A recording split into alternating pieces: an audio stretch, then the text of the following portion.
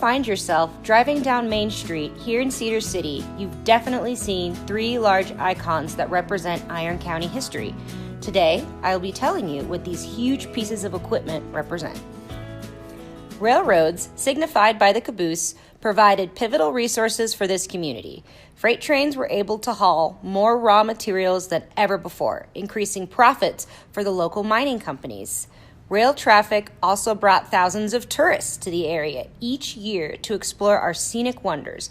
Hollywood came to Utah as well, traveling by train into Cedar City. The railroad literally brought the world into our backyard. The caboose provided the train crew with shelter and working space while they threw switches and inspected for problems such as shifting loads, overheating axles and bearings, and dragging equipment. Inside of the caboose, the crew was provided a living quarters that included a small bed, a desk, a bathroom, a fridge, and a stove.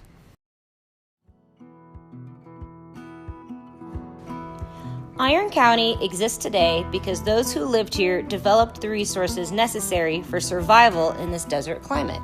Mining, represented by the ore shovel, is the industry that began it all, proving to be the initial motive for pioneer settlement here.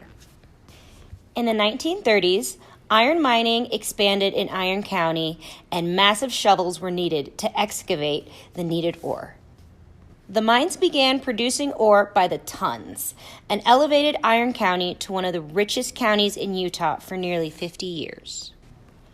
According to local company delivery records, 2 Bucyrus Erie 120B shovels were delivered to the Utah Construction Company in Cedar City in September of 1936 for use in the iron mines. At the time, the hourly wage for a shovel operator was only 48 cents per hour. The electric 120B shovel had a 6 cubic yard dipper capacity, big enough to scoop up 6 tons of dirt and rock, enough to fill a hole the size of a large pickup truck with extended cab and bed. AC power was supplied to the shovel via a trailing 23,000-volt electric cable, which drove a 275 horsepower motor generator set. When moving the shovel from pit to pit, bulldozers were employed to prevent the huge tracks from slipping down the hill. Cedar City still has a thriving livestock industry today. One of the oldest pieces of farming technology is the hay derrick, which allows farmers to build stacks of hay in their fields. Hay derricks, usually homemade devices, consisted of a central pole rigged so that it could rotate on its base. By means of a pulley, rope, and a one-horse hookup, the loading fork could be raised and rotated over the haystack. When tipped, the hay would drop onto the stack. Men on top of the stack would arrange the hay so that it would shed water. Thus, the hay would cure rather than rot. Occasionally, rattlesnakes might be hiding in the hay and provide a surprise for those on top of the hay pile.